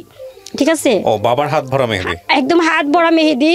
তো আমি আমার মেয়েকে বলতেছি দেখো রাজদিন তোমার বাবা কি করছে, হাতে ভরা মেহেদি, ওর মেয়ের নাম নিয়ে আসছে। তো আমার মেয়ে বলতেছি কি আব্বু তুমি কি এখন কি মানে একটু ই হবা, তুমি এগুলি কি করতেছো আব্বু, তুমি কি একটাবার আমাদের দিকে তাকাও না। তো ওই এক কথা দুই কথা কি করছে ভাইয়া, ওই যে কারেন্টের ব্যাটগুলো থাকে না, ওই ব্যাটগুলো আমার মেয়েটাকে এমনভাবে পিটাইছে, ওরে ধরতে যায় আমি মারি খাইতেছি, ও মারি খাইতেছে, মানে আমরা মা মেয়ে মানে কারে থেকে কারে বাঁচাবো আমরা নিজেরা জানি না। ওর বাবা একটা হিংস্র প্রাণীর মতো হয়ে গেছে। তখন ওরা আমি বলতেছি তুমি থামো, তুমি এইভাবে করে মাইরো না, তুমি এইভাবে করে মাইরো না, তুমি কি মারার জন্য আমার কাছে আমাদের নিয়ে আসছো, আমি কত বড় শখ করে তোমার কাছে আমি আমার পুরো ফ্যামিলি ই করে ছাইরা টেরা দিয়ে তোমার কাছে আমি আসছি।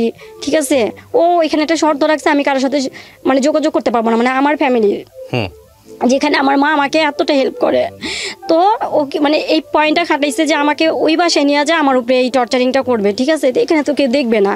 ও অনেক মারছে, মারার এক পর্যায়ে আমি বেহুশ হয়ে যাই, মানে এতটা মানে রক্তাক্ত করে, আমার গলার মধ্যে চিবি দেয়, চিবি দেওয়ার পরে তো অটোমেটিক মানে দম আটকায় গেলে তো মানুষের শরীরে অন্যরকম হয়ে যায়। ঠিক আছে, তো আমার পুরো কাপড়টাই নষ্ট হয়ে যায়। তো আমার মেয়ে সেগুলি করে, তো ও কি করে তখন মাইনাটেটা তখন চলে যায় বাসার থেকে। তো আমার বড় মেয়েটা ওর মামাকে ফোন দেয়, ছোট মামাকে ফোন দেয়, ছোট মামা তুমি একটু তাড়াতাড়ি আসো, মামা আম্মুরে তো মাইরা ফেলতেছে, আম্মুর তো কোনো নাই, মানে কোনো কিছু। ও তো ছোট মানুষ বুঝতেছে না, মানে ও যেভাবে পারছে ওর মামাকে বলছে, ওর মামা দৌড়ায় আসে, আসার পর আমাকে জরর দিতে নিয়ে যাওয়ার পর ওইখানে আমাকে দেখার পর ওই যে পুলিশ কেস হয়, তারপরে আমি থানায় যাই, তারপরে আমি গিয়ে মামলা করেন। হ্যাঁ, থানায় যেয়ে মামলাটা করি। ঠিক আছে, মামলাটা কইরা আসার পর আমি যাই আমার খালা শাশুড়ির বাসায়। আমি তখন আমার ভাইরা বলি কি ভাইয়া আরেকটু সময় দে ভাইয়া, বড় ভাইরা আমি বলি, দুই ভাইরাই বলি একটু সময় দাও। তো আমি আমার খালা শাশুড়ি বাসায় যাই, তো আমার শাশুড়ি সেখানে দেখার পর আমার অকথ্য ভাষা গালাগালি করে। ঠিক আছে, অকথ্য ভাষা গালাগালি করে, এই তুমি এখানে আসছো কেন, বের হও, আমাদের মান সম্মান ধুইতে আসছো, এই করতে আসছো, সেই করতে আসছো। কিন্তু এর মাঝখানে ওনার ছেলে যে টিকটকগুলি করতো, এই টিকটকগুলি আমার মেয়ে দেখছে আবার। দেখছে। এখন তো ভাইয়া ডিজিটাল যুগ, সবখানেই সব জিনিস মানে করা যায়। মেয়ের সাথে টিকটক করতো, ঠিক আছে, যে মেয়ের সাথে ওর পরকীয়া হয়েছে। ও আচ্ছা, তার সাথে টিকটক করতো, সেটা আপনার মেয়ে চোখে পড়ছে? হ্যাঁ, মেয়ের চোখে পড়ছে। তো ওর চোখে পড়ছে, তো ওই আমাকে সবকিছু আমার মোবাইলে দেয়, আমাকে বলে যে আম্মু আমি নামাই দিই, তুমি দেখো, তুমি তো অনেক কিছু বোঝো টোঝো না, দেখো আব্বু কি করতেছে, তুমি কি কিছু করবা না? তো আমি বলতেছি মা আমি কি করব বলো, তুমি আমার কি করতে বলো, আমি বড় জন নাইলে তোমার বাবার থেকে আমি সরে আসতে পারবো, তুমি কি চাও? তো বলছে আম্মু থাক। তখন আবার আমার মেয়ে বলে কি আম্মু থাক, দেখি আব্বু ফিরত আসবে, আব্বু তো এরকম ছিল না। তো যাই হোক, আমার ওই খালা শাশুড়ির বাসায় যাওয়ার পরে কি হয়, ওইখানে এক পর্যায়ে সবাই মিলে আবার বসার পর ভাইয়া আবার মিল করা দেয় আমাকে। ঠিক আছে, আমি তখন মামলাটা আবার অফ রাখি, বুঝছেন, অফ রাখি। ওইখানে কি বলা হয়, অফ রাখেন মানে কি, মামলা তুলে নেন? না, মামলা তুলে করি নাই, মানে মামলাটা তখন আমি মামলার প্রসেসিং আসলে যাই নাই, মানে সাধারণভাবে জিডিটা করা হয়েছে, এরপরে আমি মানে মামলাটা আমি করবো, মানে আমার একটা সিগনেচার দিলে তারপর হবে। তো আমি তো সুন্দর করে আমার ওইখানে সুন্দর করে সবাই বোঝায় দেওয়ার পর, তো আমি তখন সবার কাছে করি, বলি যে ঠিক আছে, ও যেভাবে আমাকে রাখবে আমি সেভাবেই থাকবো। তো মেলি ব্যাপারে এখানে কথা হয়, তখন ওই সবার সামনে ভাইয়া প্রায় ওইখানে 20-25 জন মানুষ সবার সামনে সেই একই অবস্থায় আবার কোরআন, সে কোরআনটাকে সামনে রাইখা বলতেছে আমার সাথে কোনো মেয়ের সাথে কোনো সম্পর্ক নাই, আমার 2 বাচ্চা, আমার স্ত্রী ছাড়া আর কেউ নাই, ঠিক আছে। এইটি কথাটা বলে কসম টসম খাওয়াইটা সবাই করে দিল। আর আমার ভাসুর ওই যে খালা শাশুড়ির বড় ছেলে ও বলল যে ঠিক আছে, আমার বড় ভাইকে বললো যে বোনের ঘর তো কী করবে এখন, বোন জামাই তো বসে আছে, তাহলে 2 মাসের বাজার খরচ তোমরা দিয়ে দিও আর আমরা দেখি তো কী করা যায়। তখন আমার বড় ভাই বলছে কি ভাইয়া সব সময় তো আমাদের উপরে চাপাই দিতেছেন তো সমস্যা নেই, আমার ভাগ্নির 2টা মুখের দিকে তাকায়া আমরা দিব, কিন্তু তাকেও তো কিছু করতে হবে, এইভাবে কতদিন, ঠিক আছে। ওইভাবে কথা বইলা আসার পরে আসলাম। আসার পর ও কি করলো, ভিডিও কলে ওই মেয়ের সাথে ওই রাত্রেই কথা বলতেছে, খুব হাসাহাসি করতেছে, সে আমার গেমটা না একদম সাকসেস হইতেছে। তো এই কথাটা আমি শুনি, গেম সাকসেস হইতেছে মানে এই তুমি কার গেম সাকসেস করতেছো? তো ওর ফোনটা না ওই রাইখাতে বালিশের পাশে, আমি জানি না যে ও অলরেডি মোবাইলটারে অন করে এই অবস্থা। তো আমরা বলতেছি কি এই শোন একটা কথা বলি তোরে, এই যে এত কিছু হইতেছে, তখন ল্যাঙ্গুয়েজটা কিন্তু পুরোপুরি চেঞ্জ। তো আমরা বলতেছি এত কিছু হইতেছে তুই কি কিছু বুঝোস না, আমি কি চাই? তখন আমার আবার ওই প্রশ্নটা করে, কি বুঝবো মানে কি চাও মানে? কয় শুনো আমি বিয়ে করছি, তুমি একটা কাজ করো, এই তুমি ওর কাছ থেকে আমার আনতে চাও? তো আমি সেটা কেমন কথা বলো, তুমি বিয়ে একবার বলো করছো, একবার বলো করো নাই, এগুলি কেন এই হেজিটেশনের মধ্যে রাখো কেন, তুমি কি চাও? তো বলতেছি কি ওরে ছাড়তে গেলে না 6 লক্ষ টাকা লাগবে। আমার বড় ভাইকে কিন্তু কিছুদিন আগে কিন্তু বলছে ওই যে মামলা করছে 4 লক্ষ টাকা কিন্তু দাবি করছে, এখন আবার বলতেছে 6 লক্ষ টাকা। 2টা পয়েন্ট কিন্তু আপনি দেখেন ভাইয়া। হ্যাঁ, তো আমি বলতেছি 6 লক্ষ টাকা মানে এই তুমি কি পাগল হয়ে গেছো? আমরা খাইতে পারতেছি না, থাকতে পারতেছি না, আমি মার কাছে কিভাবে আর হাত পাতবো? বড় মুখ করে তোমার সাথে আসছি। কয় কি শোন আমার যদি পাইতে চাস 6 লক্ষ টাকা আন, কোনো ব্যাপার না, ওই মেরে আমি ফালাই দিব, তোরে আমি এই যে একদম রানীর হালে রাখবো। তো আমি বলছি কি শুনো আমার আছে না লবণ দিয়া ভাত খাওয়া, ডাল দিয়া ভাত খাওয়াও, আমি ওই মেয়ে না যে কারো কাছে যে কিছু বলবো, ঠিক আছে। তুমি কিন্তু এতদিন শুধু আমার ভালোবাসাই দিছো, বিনিময়ে কিন্তু তুমি কোনো অ্যাসেট আমাদের জন্য তৈরি করো নাই যেটা তুমি আমাদের জন্য ফিউচারে ভাইবা রাইখা দিবা। তো আমাদের তো অবস্থা এখন করুণ দশাই। তো আমার কী স্বপ্ন দেখো, এই সব স্বপ্ন আমাকে দেখায়ও না, তুমি ওর কাছে আসবা কি আসবা না সেটাকে বলো। তো এক পর্যায়ে সেই রাত্রে ও মনে করেন রান্নাঘর থেকে বটি আনছে, ঠিক আছে, বটি আনছে, তারপরে ওড়নাটারে খুব ভালোভাবে করে হাতে পেঁচাইতেছে আমাকে। তো আমি তখন ওই দৃশ্যটা দেখার পর না আসলে ভাইয়া যে মানুষটা আমার এতদিনের লাইফ পার্টনার, একটা ভালোবাসার মানুষ ছিল, প্রথম তো ভালোবাসার মানুষ, তারপরে এসেছে সন্তানের বাবা, আমি কার বুকে মাথা রাখছি, কার সাথে সংসার করছি আমি নিজেই মিলাইতে পারতেছি না। যে আমার মানে বর্তমান প্রেক্ষাপটে এমনই হইতেছে যে জিরো, আমি সব দিক দিয়ে মানে আমার মানে শেষ, ঠিক আছে। তো ওর ওই ভয়ঙ্কর ইটা দেখা আমি রীতিমতো আপসেট, ঠিক আছে, আপসেট। তো তখন এমন একটা হয়েছে যে মানে ও অলরেডি আমারে মারবেই।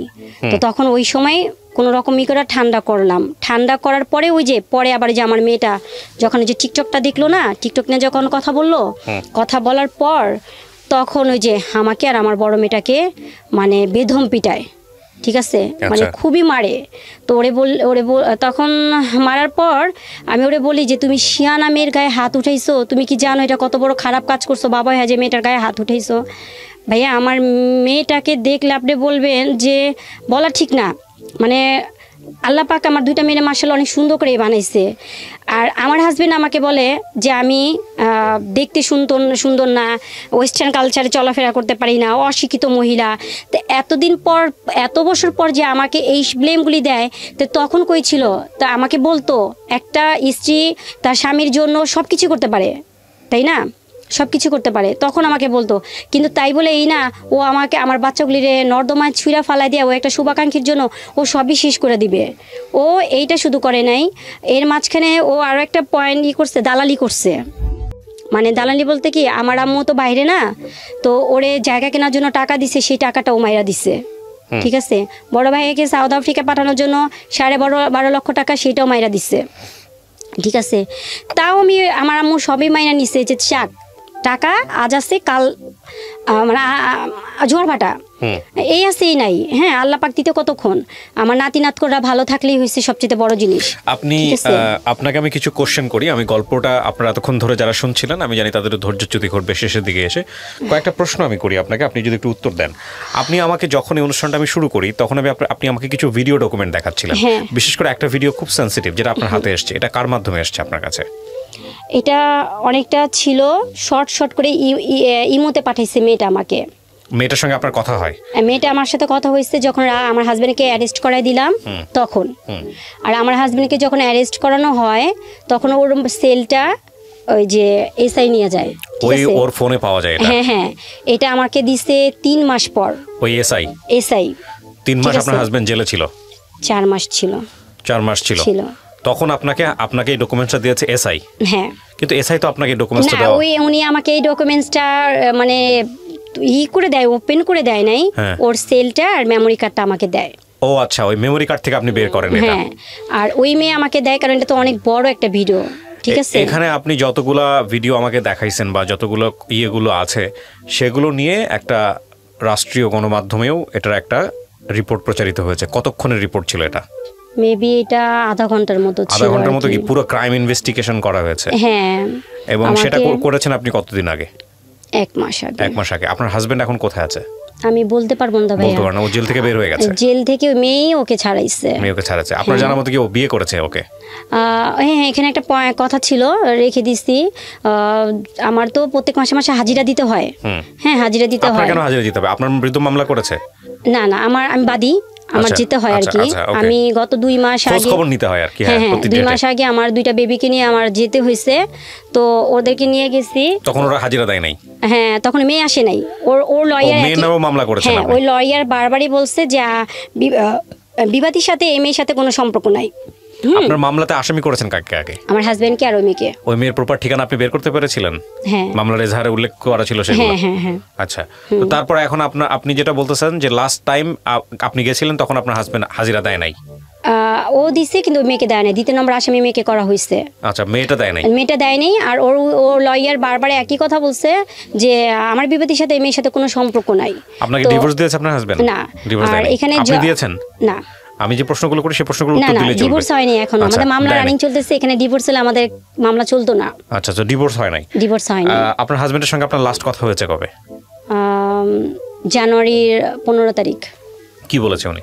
উনি আমাকে ফোন দিয়ে বলতেছে যে আমাকে ভালো মন্দ জিজ্ঞেস করলো, তো বললাম যে হ্যাঁ ভালো আছি, এই বাচ্চাটা কেমন আছে। আমি তখন বললাম যে বাচ্চাদের খবর যে তুমি নিতেছো, ওদের তো কোনো কিছু করতেছো না, ঠিক আছে, তুমি কেমন বাবা হইলা? আপনি আমাকে শেষ কথা উত্তর দেন। আপনার হাজবেন্ড যদি এখন ফিরে আসে, আপনার ওই যাকে বিয়ে করেছে তাকেও রাখতে চাই, আপনাকেও রাখতে চাই, আপনি নিবেন আপনার হাজবেন্ড? না, আমি নিব না। আপনি কি চাচ্ছেন? দুষ্ট। আপনি কি চাচ্ছেন সেটা বলেন আমাকে। আমি এই লোকের সাথে এত বছর সংসার করে তার ভিতরটাই তো চিনতে পারি নাই। লাস্ট কত বছর সংসার করেছেন? 16 বছর। 16 বছর। আপনি কি চাচ্ছেন এটা বলেন জাস্ট। আমি এখন চাচ্ছি যেভাবে আমাকে মানে আমার 2টা মেয়েকে নিয়ে যেভাবে আমাকে যেভাবে ফেলে দিছে, আমাদের 3টা জীবনও নষ্ট করে ফেলছে, এরকম প্রতারকের সাথে আমি সংসার করতে চাই না। ঠিক আছে, সেটা তো আপনি চান না। আমি চাই না। আর আপনি চাচ্ছেনটা কি সেটা বলেন। আমি চাচ্ছি সবাইকে সচেতন করার জন্য। আচ্ছা, সেটা তো আপনার গল্পের মাধ্যমে সচেতন করার জন্য। এখানে আপনার ভুল কি বলেন তো? আমি পয়েন্ট আউট করার আগে আপনার ভুলটা কি? আপনার হাজবেন্ডের যে কথাগুলো আপনি বললেন সেটা নিয়ে আমি পরে কথা বলছি, যেহেতু উনি এখানে উপস্থিত নাই সেটা বাদ। কিন্তু আপনার ভুলটা কি? আমার ভুল হচ্ছে আমি বারবারই ওকে বিশ্বাস করে ওকে মানে ওর দোষগুলি আমি ক্ষমা করছি। কেন করছি সেটা হচ্ছে, এখানে কথা হচ্ছে যে আমার 2টা মেয়ে আছে। সমাজে চলতে গেলে আমার 2টা মেয়ের বাবা হিসেবে পরিচয় দিতে হবে। না, এটা একদম লেম লজিক। আপনি তো ক্লাস 9 পর্যন্ত পড়াশোনা করছেন, কিছু জিনিস না, আমি তারপরে এসএসসি কমপ্লিট করলাম। লেম লজিক বলতেছি আমি, মানে এটা হচ্ছে খুব দুর্বল যুক্তি। আচ্ছা আচ্ছা। আপনি ফাইনালি 16 বছর পরে এসে আপনি বাঁচাতে পারছেন সেই যুক্তি? না। আপনি প্রথম থেকে তাকে ক্ষমা করতেছিলেন, আমার মেয়ে আছে, মেয়ের বাপের পরিচয় লাগবে, ঠিক আছে, সমাজের জন্য। 16 বছর পরে সে কি সেটা পারছেন এস্টাবলিশ করতে পারছেন? পারেন নাই তো। শেষ পর্যায়ে ধৈর্যচ্যুতি ঘটেছে, আপনি তাকে ছেড়ে দিচ্ছেন। হ্যাঁ, আপনি তার সঙ্গে সংসার করতে চান না। না, করতে চান না। বিষয়টা যদি আরো আগে হতো আরো ভালো হতো। দুষ্ট গোয়ালে চেয়ে শূন্য গোয়াল অনেক ভালো না? অনেক ভালো। দুষ্ট গরুর চেয়ে শূন্য গোয়াল অনেক ভালো। তো সেই জায়গাটা থেকে আপনার যুক্তি যদি সমস্ত কিছু মেনে নেই, তাহলে এটা আরো আগেই গিভ আপ করা উচিত ছিল। আমি এই দুজনকে নিয়ে কোনো মন্তব্যই করতে চাই না। কেন করতে চাই না? তার প্রধানতম কারণ হলো এটা আপনি বলে গেলেন বা আপনার মতো করে একপাক্ষিকভাবে আপনি বলে গেলেন, সেখানে বাকি দুজনের কোনো কথা আমি এই পর্যায়ে আনতে পারিনি। যে দুজনকে নিয়ে আপনি আনলেন তাদেরও জীবনে হয়তো অনেক কিছু বলার আছে, সেই জায়গাটায় আমি যেতে চাই না। তবে এটা ঠিক প্রথম স্ত্রী থাকার পরে একটা কারণই এনাফ। প্রথম স্ত্রী থাকার পরে দ্বিতীয় যদি কোনো মানুষকে তার জীবনে নিয়ে আসে, সেটা যদি আপনার সঙ্গে এক লুকোচুরি করে হয়, অন্যায় করে হয়, তাহলে যত যুক্তি নিয়ে সে খারাপ হোক না কেন, একটা লাইনই এনাফ, সে দোষী, আর কিছু লাগবে না। সো সেই জায়গাটা থেকে সে দোষী। মানে আপনি যত কিছু বলেন সবকিছু যদি বাদ দিয়ে দিই, শুধু একটা যদি জিনিস যদি ধরি যে আপনাকে না জানায় সে কাজটা করেছে, কারণ আপনি যে ভিডিওটা আমাকে দেখিয়েছেন সেই ভিডিও দেখার পর আসলে কোনো সন্দেহ থাকে না সে এটার মধ্যে ইনভলভ, যদি উনি আপনার হাজব্যান্ড হয়ে থাকে। ভিডিওতে যেটা দেখিয়েছেন, আমি টেলিভিশনের রিপোর্টটাও দেখেছি। তো সেদিক থেকে আমার ওনাকে নিয়ে বলার কিছু নাই। তবে আপনার এই গল্প থেকে আমাদের অনেক কিছু শেখার আছে। আমাদের সমাজের মেয়েরা মুখ বন্ধ করে এসব সহ্য করে, দিনের পর দিন সহ্য করে, বছরের পর বছর সহ্য করে, মাসের পর মাস সহ্য করে। আপনি আইনের দ্বারস্থ হয়েছেন, আমাদের সেটাই হওয়া উচিত। আমি সেই জায়গা থেকে আমি আপনাকে উৎসাহ দিব যে আইনের কাছে গেছেন, আপনি আইনের পরামর্শ নিচ্ছেন, আপনি চান ওর সঠিক বিচার হোক। সেই জায়গাতেও আমরা অনেক বেশি ফেড আপ হই। আমি আপনার জন্য গুড উইশ করতে পারি, দোয়া করতে পারি যে আপনি আইনের দ্বারস্থ হয়ে ওখানে যাতে আপনি ফেড আপ না হন, কারণ অনেকেই ফেড আপ হয়ে যায়, আপনি যেন সঠিক বিচারটা পান। কিন্তু এটা ঠিক যে যেই ভুলটা 16 বছরে হয়েছে, সেই ভুলটা আরও 10 বছর পরে হতে পারতো। আপনার মনে আছে কিনা, আপনি 1 ঘন্টা আগে যখন অনুষ্ঠানটা শুরু করছিলেন তখন আপনি আমাকে একটা কথা বলতেছিলেন যে ভাইয়া আমার বহুবার মনে হয়েছে সুইসাইড করি। হ্যাঁ হ্যাঁ হ্যাঁ হ্যাঁ, সুইসাইড করতে কি আমি বলি, ওই যে মানে এমন মেন্টালিটি এমনভাবে দাঁড়াইছে না, মানে শান্তিমতো একটা নিঃশ্বাস নেওয়ার মতো কোনো রকম ছিল না। তো আমার বেবিটা মারা যাওয়ার পরে তো ডক্টর আমাকে তো যে ইয়েতে প্রেসক্রিপশনে তো আমাকে ঘুমের ওষুধ দিচ্ছিল, তো আমি ওটা খায়া না রিল্যাক্স থাকার চেষ্টা করতাম। তো এরকম করতে করতে দেখতাম আমি উইক হয়ে যেতেছি। তো হ্যাঁ, আপনার যে প্রোগ্রামটা অনেক আগে থেকে আমি শুনতাম, ওই সময় একটা জিনিস কি ছিল, আমার হাজব্যান্ডকে সবসময় বলতাম কি তোমাকে নিয়ে আমি যাব আমাদের ভালো জিনিস বলার জন্য, কিন্তু আজকে যেভাবে আসছি না এইভাবে বলার জন্য না। তো যাই হোক, তবে আপনার প্রোগ্রামে আমি এত মানুষের, অসহায় মানুষের এত কষ্ট বিদায়ক কথাগুলি আমি শুনতাম, তখন মনে মনে ভিতরে না একটা জিনিস কি, ওই যে আমার যে মেডিসিন, ঘুমের যে মেডিসিনটা না, এই ঘুমের মেডিসিনের জায়গায় আপনার এই প্রোগ্রামটা আমার কাছে এমনভাবে একটা ওষুধের মতো কাজ করছে, আমাকে আস্তে আস্তে আস্তে আস্তে করে নিজেকে প্রিপেয়ারটা এমনভাবে করছে, আরে 10 জন নারী যদি পারে কেন আমি পারবো না? কেন পারবো না? আর আমি কোন দিক দিয়ে খারাপ? আজকে আমাকে ফেলে দিতেছে। আমার একটা পরিচয় আছে, সবচেয়ে বড় পরিচয় হয়েছে আমি মুসলমান ঘরে, মুসলিম ঘরের সন্তান, মুসলিমের স্ত্রী। আমি নো ওয়েস্টার্ন কালচারে চলাফেরার কোনো দিক আমি যাই না। আর আমার আর একটা পরিচয় হচ্ছে আমি 2টা সন্তানের জননী।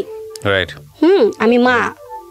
একটা মানুষ মা জাতিকে কখনো কলঙ্কিত করতে পারে না। আমি আপনার এই বোধটাকে সম্মান জানাই। আপনাকে আর পরামর্শ করার কিছুই নেই। আপনি আমার এই অনুষ্ঠানে আসছেন, আমি সম্মানিত। এবং আমি মনে করি বাঙালি নারী হচ্ছে শ্রেষ্ঠ, মানে সাহসের দিক থেকে, শৌর্যের দিক থেকে, কাজের দিক থেকে, ধৈর্যের দিক থেকে নিঃসন্দেহে তারা অন্যান্য দেশের তুলনায় অনেক বেশি পরিমাণে আমি মনে করি রেসপেক্টের জায়গায় আছে। হ্যাঁ, এখন আমি ডেফিনেটলি উনি যে সেকেন্ড ওয়াইফ যাকে যদি বিয়ে করে থাকেন তাকেও আমি অসম্মান করছি না, তার জায়গা থেকে তারা তো বক্তব্য আছে। কিন্তু আমি একটা জিনিস মানে ভাইয়া আমি অনেক রিকোয়েস্ট করছি, ভাইয়া ওকে অনেক রিকোয়েস্ট করছি। দেখো ঠিক আছে, আমি দেখেন ওই জায়গাটা যাই না। আমি একটা জিনিস শেষ করি, সেটা হলো যে দেখেন জীবনটা তো একটাই, তাই না? আপনি আপনার জীবন নিয়ে আসছেন এবং আপনি ওই যেটা বলতেছিলেন যে আমল এবং ঈমান নিয়ে আপনি আপনার কবরে যাবেন, এখানে কেউ যাবে না, রাইট? তো আপনার সন্তানের, আপনার এখন সবচেয়ে বড় দায়িত্বের জায়গাটা যেটা হচ্ছে আপনার সন্তান। আপনার 3টা সন্তান, রাইট? আমি যদি ভুল না করে থাকি। হ্যাঁ, একটা তো দুটো, হ্যাঁ হ্যাঁ, তো 3টা বাচ্চা। এই 3টা বাচ্চা আপনার কাছে আছে, আপনার কোল জুড়ে আছে। এই 3টা বাচ্চা আপনার শক্তি। আপনি এদেরকে সুন্দর করে বড় করেন, সামনের দিকে আগায় নিয়ে যান। আর আপনি যেটা নিজের ভিতরে পেলে পুষে বড় করেছেন বোধটা, যে আমি হারবো না, আমি সুইসাইড করার কথা চিন্তা করেছি, কিন্তু এই অনুষ্ঠানগুলো দেখে আমি সাহস ফিরে পেয়েছি। হ্যাঁ, এটা সত্যি। এবং এই সাহসটা নিয়ে আপনি সামনের দিকে আগায় যাবেন, এটাই হচ্ছে বড় কথা। আজকের এই অনুষ্ঠানের শেষে এসে প্রিয় দর্শক এবং শ্রোতা, আপনাদের জন্য একটা কথাই বলতে চাই, ইনক্লুডিং মি। আমি কখনোই অ্যাডভাইস দেওয়া পছন্দ করি না। আমার ভিতরে যে উপলব্ধিগুলো আছে সেগুলো শেয়ার করি, এবং এগুলো দেখবেন অনেক সময় সাংঘর্ষিক হবে। কারণ একটা অনুষ্ঠানে আমি যে কথাটা বলি, এই কথাটাই অনেক সময় টার্ন করে যেতে পারে আরেক অনুষ্ঠানের কথার সাথে। এই দুটো কথা যদি আপনি মেলানোর চেষ্টা করেন, দেখবেন যে দুটো 2 রকম এবং সাংঘর্ষিক। সুতরাং আমার কোনো কথাই আসলে একেবারে মানে সিচুয়েশনাল বাইরে কথা না। মানে আমি যে কথাগুলো বলেছি সেটা সিচুয়েশনের প্রেক্ষাপটে। আজ পর্যন্ত অনুষ্ঠানে যতগুলো যদি পরামর্শমূলক বা উপদেশমূলক কথা আপনি মনে করেন, তাহলে এগুলো আসলে নিউট্রাল পয়েন্ট থেকে না, এগুলো আসলে সিচুয়েশনাল পয়েন্ট থেকে। লাইক একটা গল্প শুনেছি, ওই গল্পের প্রেক্ষাপটে বলেছি। তো এই জায়গাটা থেকে আমি শুধু একটা কথাই বলতে চাই, যে আমাদের আসলে প্রত্যেকের জায়গা থেকে শেখার আছে। যদি মনেই হয় যে এই মানুষটির সাথে আমার হবে না, তাহলে ওখান থেকে আমাদের বের হয়ে আসতে হবে, এবং বের হয়ে আসাটা খুবই কষ্টকর, কিন্তু বেটার ফিউচারের জন্য বের হয়ে আসতে হবে, এবং সেখানে ইমোশন দিয়ে চিন্তা না করে যোগ বিয়োগ করতে হবে যুক্তির জায়গাটা থেকে। আর সেই জায়গাটিতে আমাদের ধর্মেরও কোনো প্রবলেম নাই, মানবিকতারও কোনো প্রবলেম নাই, বিজ্ঞানের তো প্রবলেম নাই। তো আমার মনে হয় যে জীবনটাকে সুন্দর করাটা প্রয়োজন, সেটা সৎ উপায়ে এবং ডেফিনেটলি কাউকে কষ্ট না দিয়ে। এটাই শুধু বলতে চাই। অনেক অনেক ধন্যবাদ। আমি শেষ করি আজকের মতো, এবং আমি শুভকামনা জানাই, আমি দোয়া করি আপনার জন্য আজ থেকে আরও 10 বছর পরে আপনি নিজেকে এমন একটা জায়গায় নিয়ে যান। সবার কাছে আমারও একটা কথা হচ্ছে, সবার কাছে আমার একটা কামনা, আমার যেহেতু 2টা মেয়ে, 2টা জান্নাত, হ্যাঁ, ওদের জন্য সবাই দোয়া করবেন, কারণ মেয়েরা বাবার অনেক আদরের থাকে। ওদেরকে আমি অনেকটাই বাবার মতো মার মতো দুইটাই আমি ওদেরকে সাহস দিয়ে জোগায় নিতেছি, যাইতেছি, এটা জানি আমি সেভাবে নিতে পারি, ওদেরকে জানি সেভাবে মানুষ রূপে জানি আমি বানাইতে পারি। নিশ্চয়ই আমরা দোয়া করি আপনার মেয়েদের জন্য। প্রিয় দর্শক এবং শ্রোতা, আজ শেষ করছি আজকের মতো এ পর্যন্তই। অনেক অনেক ভালো থাকুন। আজকের মতো শুভরাত্রি। আগামী বুধবার ঠিক রাত 11টায় আমি কিবরিয়া ফিরে আসবো। আর যাওয়ার সময় যে কথাটি বলছি, জীবন ঝুঁকিপূর্ণ যাতে না হয় সেজন্য সবাই অনেক অনেক বেশি সচেতন থাকি, বিশেষ করে কোভিড-19